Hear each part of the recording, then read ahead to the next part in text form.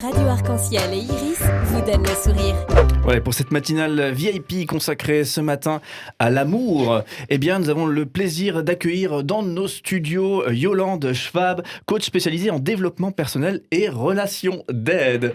Voilà, avec le dernier mot qui va bien, on va s'en souvenir. Hein, et toute l'équipe également qui s'est saisie de cette thématique de l'amour. Finalement, ça vous a tout particulièrement inspiré, hein, et tant mieux. Voilà, donc on se retourne vers vous, Yolande, et donc on part à la découverte de votre activité et de votre expertise, hein, notamment en ce qui concerne le couple.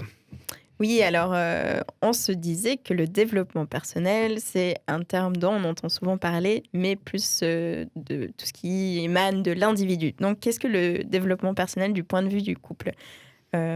Si vous pouvez nous le décrire en quelques étapes. Je ne sais pas si je peux répondre qu'est-ce que c'est le développement personnel du point de vue du couple, mais le développement personnel, c'est juste simplement apprendre à mieux se connaître, à bien vivre avec soi-même, d'accord ? À la fois à l'intérieur de mes limites, mes fragilités, mais aussi avec mes forces, développer mes forces, mes compétences, etc. Et ça a une incidence directe sur le couple, parce que alors je vais parler de manière un petit peu peut-être triviale, entre guillemets, si je suis bien dans mes baskets, ça a forcément une incidence sur ma relation de couple, parce que plus je suis bien dans mes baskets, mieux je serai en relation avec l'autre, moins je serai dans des problèmes de vexation, de comparaison, de, je sais pas, tous les trucs qui bug parfois dans la relation à deux. Et donc, évidemment que le couple va se porter mieux si moi, je me porte bien. Donc, quand vous voyez un couple, finalement, est-ce que vous décortiquez ces deux personnes pour un peu les aider tous les deux à se faire leur propre développement personnel ? Oui, alors là, on reste un petit peu focalisé sur le mot développement personnel. Quand un couple vient me voir, c'est qu'il y a un problème. Sinon, ils ne viennent pas me voir. C'est qu'il y a un petit bug quelque part. Il n'y a pas de prévention. Voilà. Mais ce qui est génial, c'est quand les couples viennent me voir, alors qu'ils sont encore très amoureux, et simplement parce qu'ils se rendent compte que sur un aspect, sur quelque chose, ils n'arrivent pas, ils bug, ils coincent. Et ça, c'est génial pour moi, parce que là, il y a de la matière à travailler. Ils ont envie tous les deux de cheminer. Et ça, c'est le top pour moi. Par contre, il y en a beaucoup qui viennent parce que c'est la grosse crise et que c'est la crise souvent depuis longtemps. Et là, c'est très compliqué. Et objectivement, parfois, il n'y a plus rien à faire parce qu'on arrive trop tard. Donc, quand les couples... Alors, si je reprends la première option, quand on va bien, globalement, on va bien, mais il y a des domaines comme ça.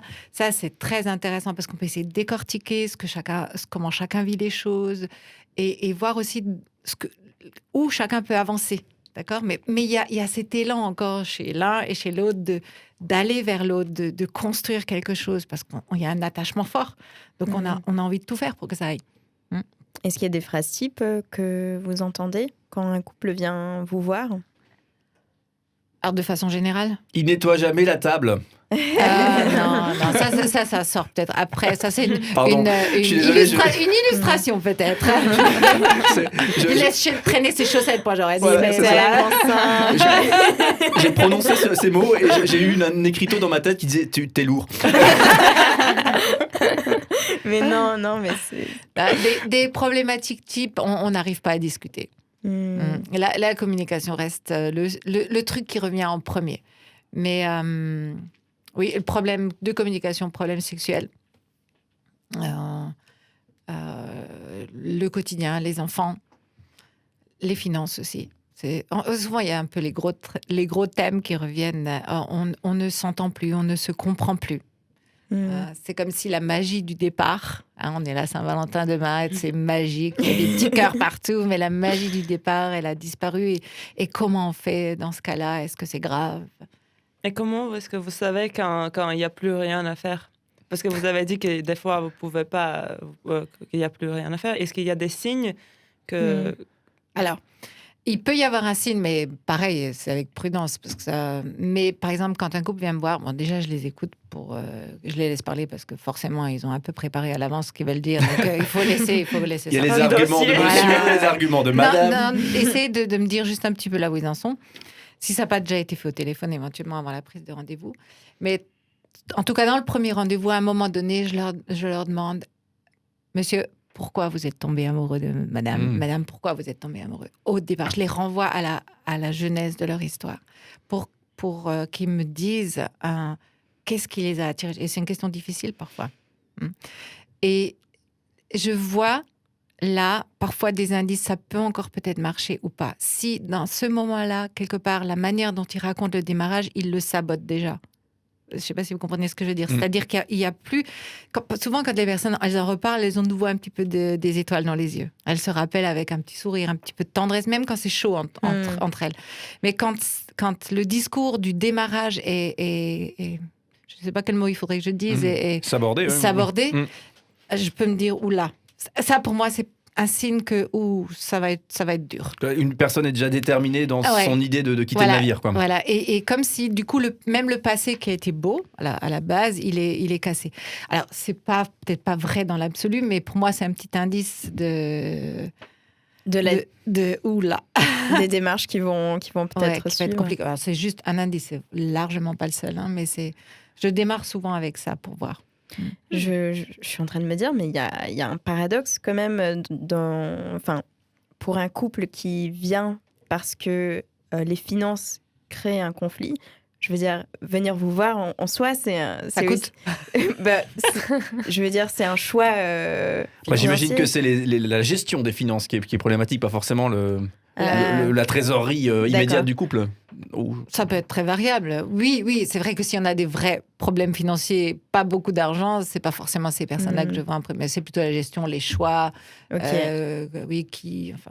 comment on décide, etc. D'accord. Ouais. Il peut y avoir des grosses différences entre les personnes par rapport à cette question de la gestion de son argent, et quand on fusionne tout ça, quand on fusionne cette tirelire avec quelqu'un, ça peut entraîner des frictions. Oui, on n'a pas la même histoire comme par rapport à tout d'ailleurs, mais voilà, on a tous des représentations de comment gérer l'argent. Et quand deux personnes mettent leur vie ensemble, il y a deux représentations qui se rencontrent.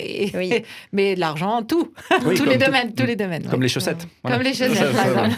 Pour rester dans ça se repasse, ça se range. Dans ma thématique du lourdeau de service, voilà, c'est bon, c'est fait.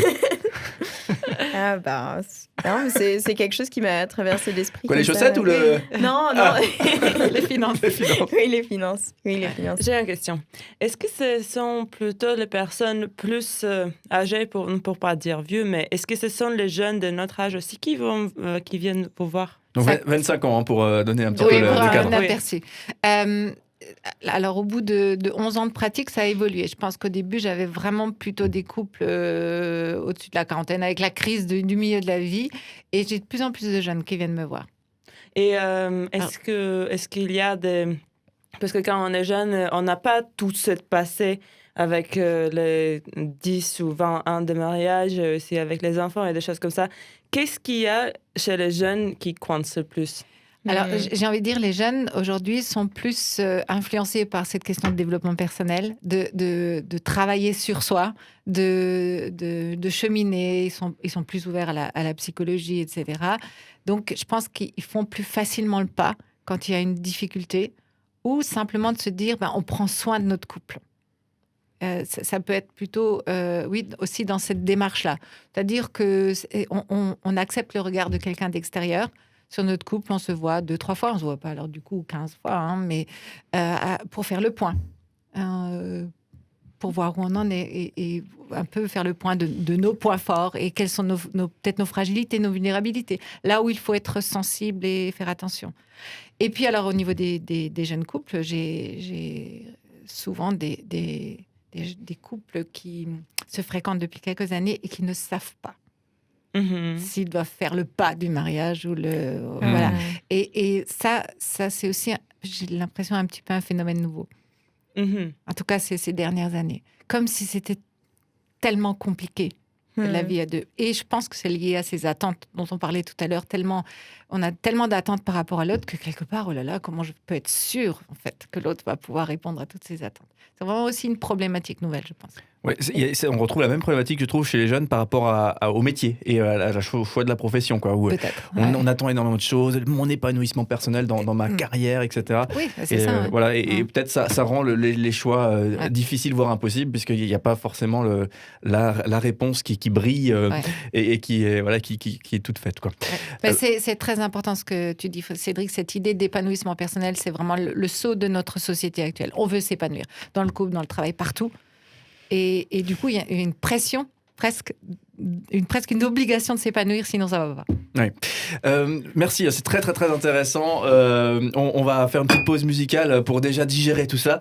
Et peut-être tout à l'heure, il faudra nous donner des noms de livres qui sont intéressants à lire. Peut-être si on veut être dans une dynamique entre guillemets préventive et soigner son couple, même si ça va plutôt bien, et trouver les bonnes pratiques pour encore s'améliorer là où on souhaite s'améliorer. Voilà, donc on prendra des titres tout à l'heure, peut-être s'il y a des choses à nous recommander. Mais avant ça, forcément dans un monde idéal où tout brille, eh ben on écoute Céline Dion, My Heart Will Go On, et on demande à Rose de faire un peu de place sur cette planche à Jack qui est en train de mourir de froid, s'il vous plaît. Voilà, on écoute ça et on se retrouve dans quelques instants pour poursuivre cette matinale VIP en compagnie de Yolande Schwab.